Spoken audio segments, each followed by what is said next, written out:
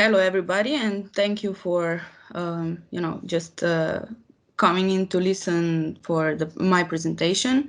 I am Božidara Cvetković, as Milan said before, and in next 25 to 30 minutes, I will try to kind of lead you through the inventory optimization using AI.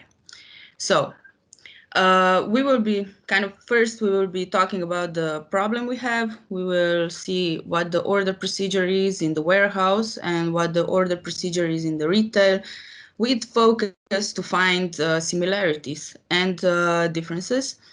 We will meet Bob and we will ask ourselves, how can AI help Bob in his work?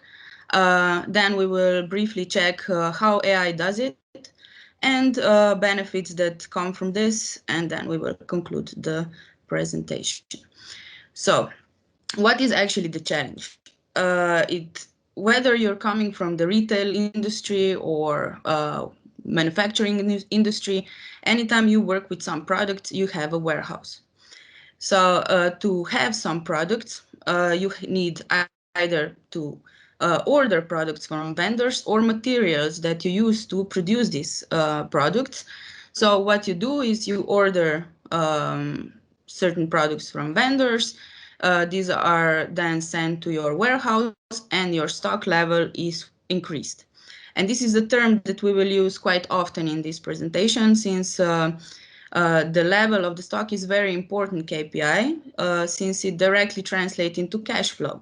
And if you don't have it, it also means lost sale potential. So now we have our stock full in the warehouse.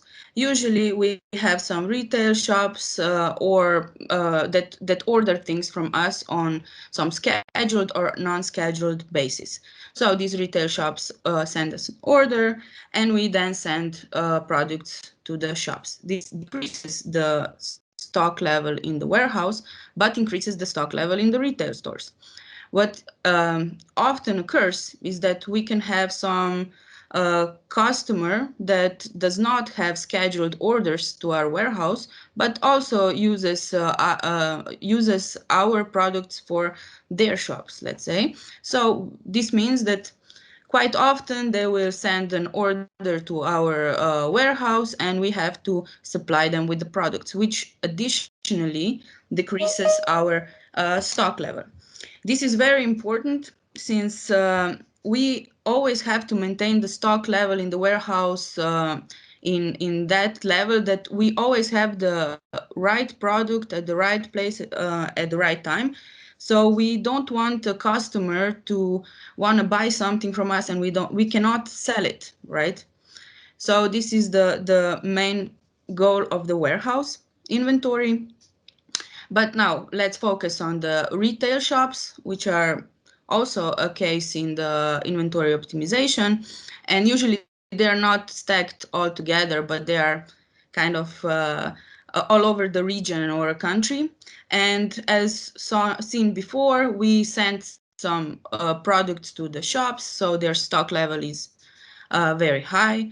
During a certain period of time, these products get sold. And of course, we know some items or products are more popular in certain stores and not that popular in others.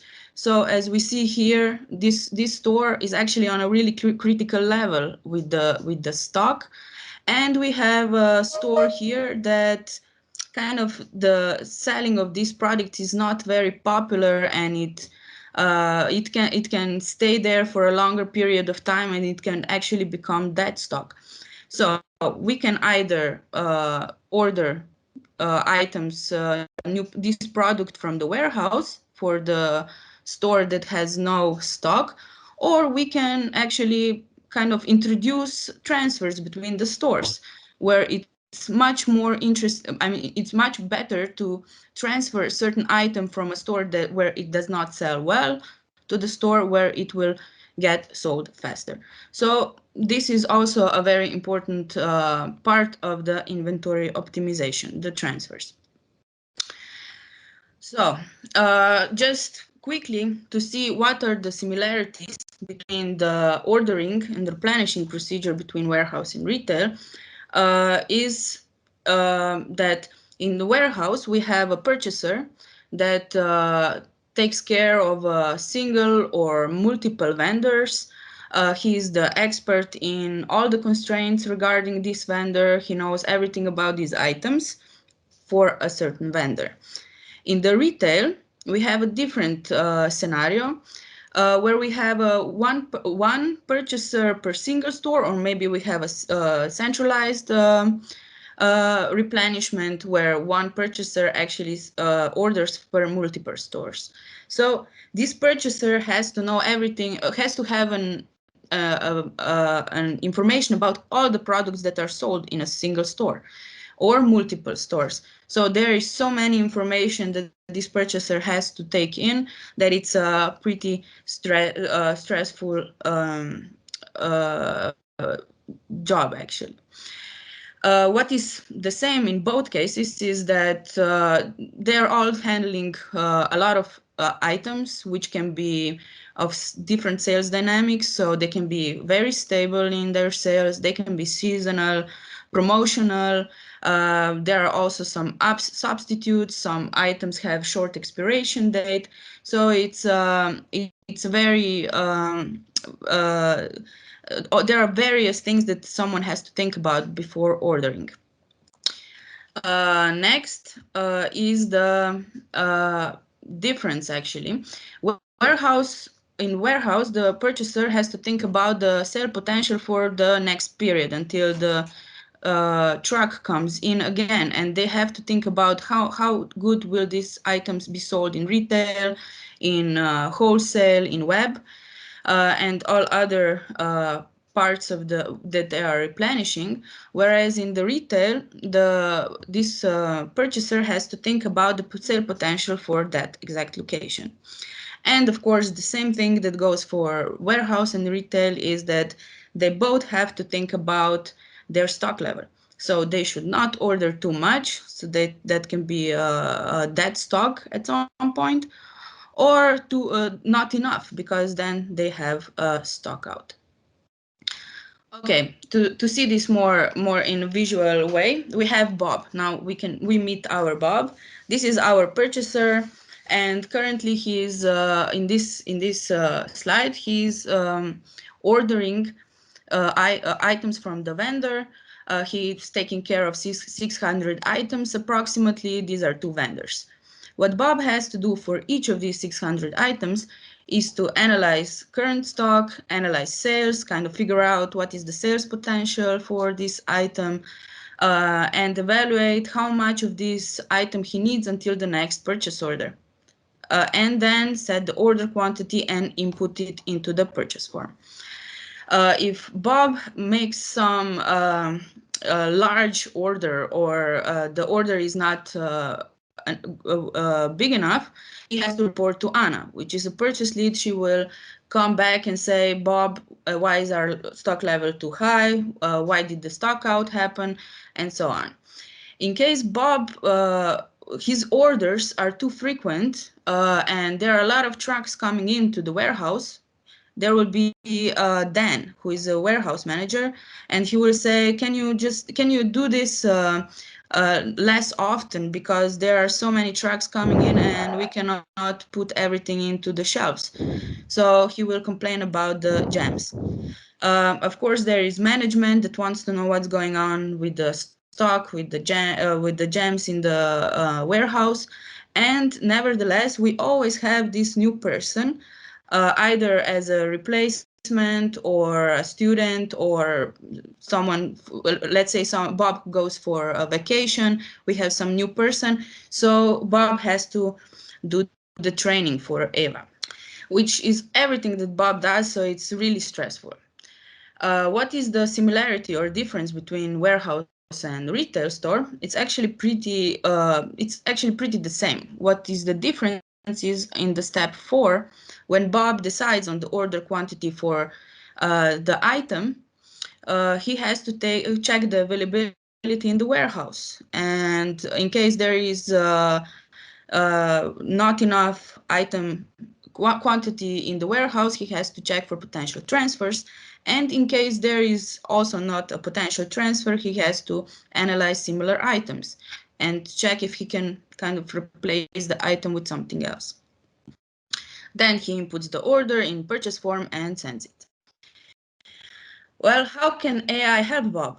The first thing is that in case of technology, as we've heard in the panel before, we can employ the technology to crunch the data and return recommendations.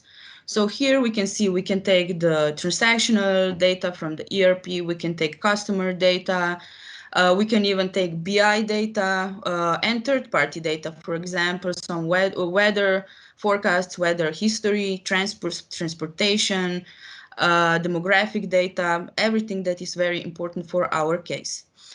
The next step is to kind of encode the algorithm that Bob does and try to optimize it. So the technology can take several constraints into account and make the decision faster.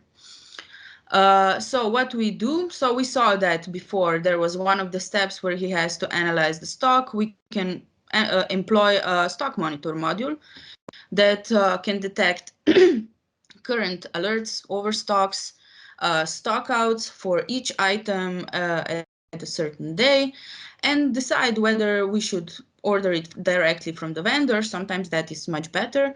Or we can order it as a replenishment from the warehouse, or maybe a transfer procedure. To actually do that, everything is based on the forecast of the sale. So for each item, at each location, we forecast the sale for a certain period of time. And once we have the forecast for this item, how much we think it's going to be sold in a certain period, then we have the scheduler module that takes all the possible constraints that vendor has. Item also has some constraints and simulates the future and sets the optimal order for the current order date. Sometimes when ordering for the warehouse, we also want to optimize our cargo. So we want to save our money on the logistics, on the transport, so we can also input these recommended orders and try to figure out how to stack our items in one truck, two trucks, three trucks, not to have some items just putting into our cargo that will not sell in a normal amount of time. Then there are also transfer optimizations, which apart from stock availability can also use some route optimization. Retail stores that are closer together they are better for some transfers. When we have all this information, we can directly input into ERP purchase data, we send it to BI, and also on web, mobile, and in case we need to contact the person, also a CRM. So we have this algorithm, and what does Bob see?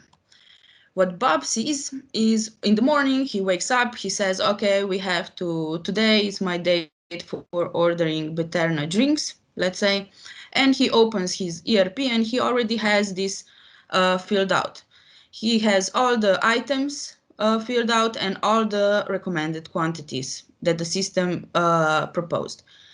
Of course, there is a possibility that someone called Bob yesterday and said we are going to order a large amount of something, so we enable also for Bob to change these quantities accordingly. Besides this requisition worksheet, we also heard in the panel that is very important to understand the data. We give Bob a BI application where he can actually analyze why did we come to this recommended order. And he can analyze the sales, historic sales, the forecast, so we can see pink are the real sales, the blue ones are the forecasted sales, and what do we think the stock will look like in the future. What Bob can actually also get is editable BI application. So he can have both things in one BI application, the order form and the analytics. So what Bob sees here is the same as we saw before in the order form in the ERP. He can analyze which item for which vendor, if there is a store involved, also what is the location of the store. He gets to see all important KPIs that are used for making orders. So what are the sales in the last period? What is the current stock in the warehouse? And of course, there are some vendor constraints and item constraints. So we can order packages, pallets, cartons, and each item has its own constraints. So we have some order quantity that Bob can just say, okay, and move on. What he gets here is also the analysis. So we need 12 of these items because we forecast the sale for the next 14 days, and we are ordering for 7 days. And this is the stock that you currently have. Once all the items are, Bob is satisfied with the items, he can even just, he does not need to check all the items. He confirms the order, which can be sent directly to ERP or downloaded, since sometimes the orders are done through mailing the order form to our customer.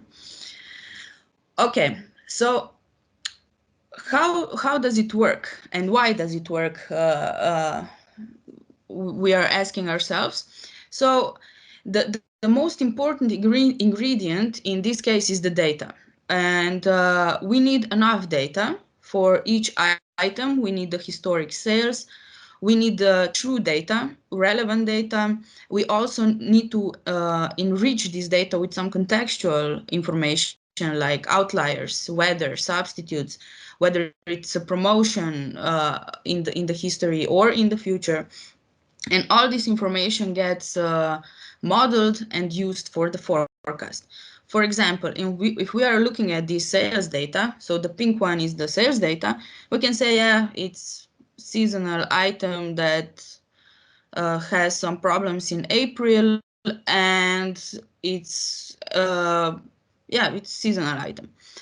But when we enrich this sales data, we say this is Corona time, so you should label this with some specifics.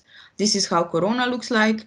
And actually, these are promotional time. This is promotion. You had promotion in 2019 of this type, and promotion of different type in the 2020, which actually reflects on the sales. So if this kind of information the system gets, then they can know if they are making promotion of the type of the promotion in the 2019, the sale will be probably larger than the promotion that was done in 2020. When we have all this enriched data, then we do the forecasts. We do the daily, weekly, monthly, depends on the on what we require and how frequently we want to order. So we can have shorter forecasts, like for a few weeks, because we are ordering for, I don't know, 7 days, or we can have a forecast for several months, up to 1 year, in case we have such vendors. Or we want to replenish our stores for such a period of time, which is not very, it's not very smart. So when we have this forecast, then we can move on and employ the thing we said, it's a stock monitor that actually analyzes the stock and detects different things. For example, here we can detect at the current date, this is the yellow point, the question is, do we have to order? And here the system says, yes, we need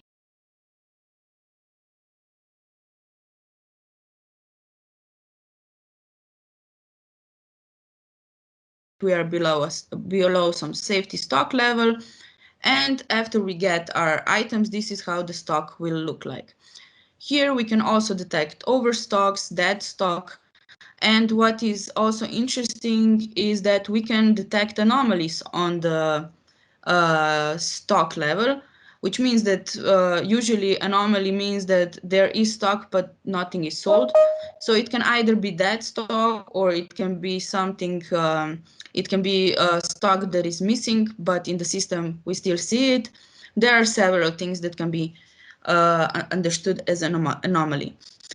Then how we can also enrich our order recommendation is we detect similar items. So there are similar items and we can analyze the correlation between the sales of these items. So whether certain items are moving together, when one sale increases, the other one increases.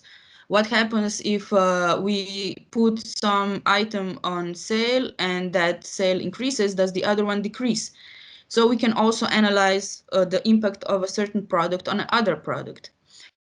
Okay, when we have everything calculated, we can generate the order recommendation. So here we get certain constraints. For example, some vendors have minimal order, some have maximal order that we can do. There are certain ways of ordering into packages, pallets, so we have to round it. And this is everything that Bob gets to see in the order form. So for example, we have item specific. We should always have 4 items in our store. We have packages.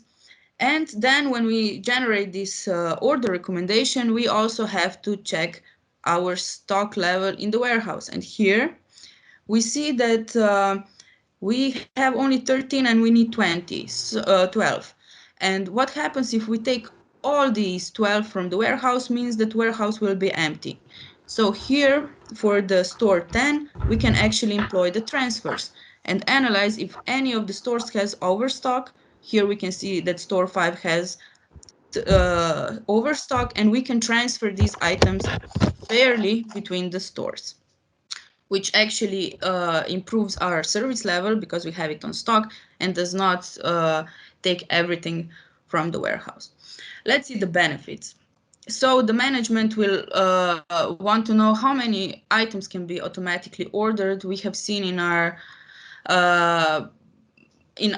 from the experience that around 80% of items can be ordered automatically, which means that for these 80 items, we can decrease the time spent on filing these orders.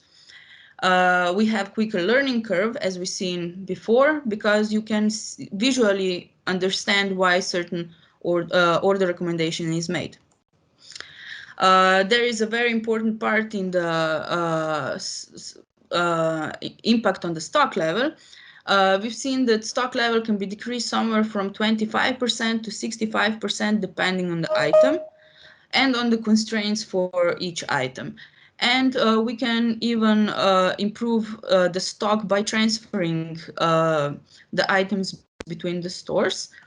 And very important is that service level is increased since we decrease the number of stockouts and we enable optimal transfers. But not only management has its benefits. We have Bob here again.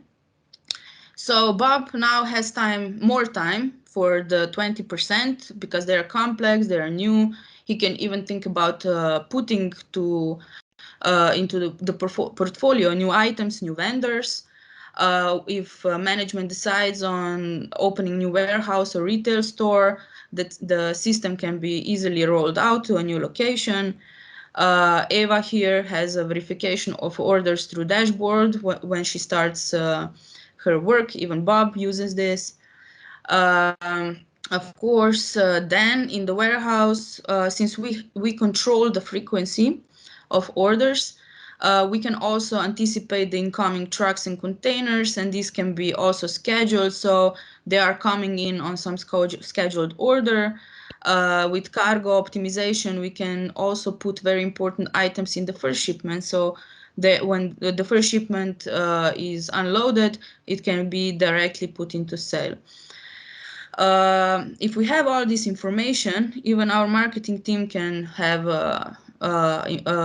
advantages here because they know how much we're going to sell. They can negotiate with vendors, they can put some very interesting promotional activities out, and so on. So to conclude, the takeaway here is that using technology can improve the utilization of the data, and can do a lot in automatization of orders. Such system can have a possibility to control the stock, optimize the stock. The service level is increased. We have also detection in place and control in the warehouse. Everything is done for a single purpose of having the right product at the right place at the right time. And what is also very important is that this can be used across different industries. It doesn't matter whether you're a retailer or a manufacturer, you always have to have enough certain material or product on stock.